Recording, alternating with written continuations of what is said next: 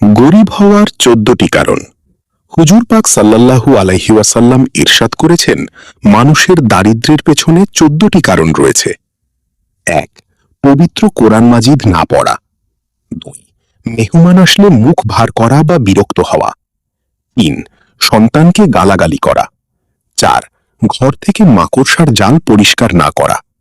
৫. খাবারের থালা বাসন নোংরা রাখা। ৬. ঘরে ময়লা আবর্জনা জমিয়ে রাখা। ৭. ভাঙা পাত্রে খাবার খাওয়া। ৮. পানির পাত্র ঢেকে না রাখা। ৯. মনে নেতিবাচক বা খারাপ চিন্তা পোষণ করা। ১০. অন্ধকারে খাবার খাওয়া। ১১. সাহায্য প্রার্থনাকারীকে খালি হাতে ফিরিয়ে দেওয়া। ১২. কলস বা পানির পাত্রে মুখ লাগিয়ে পানি পান করা। ১৩. সূর্য ওঠার পর অর্থাৎ অনেক বেলা পর্যন্ত ঘুমানো। ১৪. বিছানায় বসে খাবার খাওয়া। এই ভিডিওটি অন্যদের সঙ্গে শেয়ার করুন।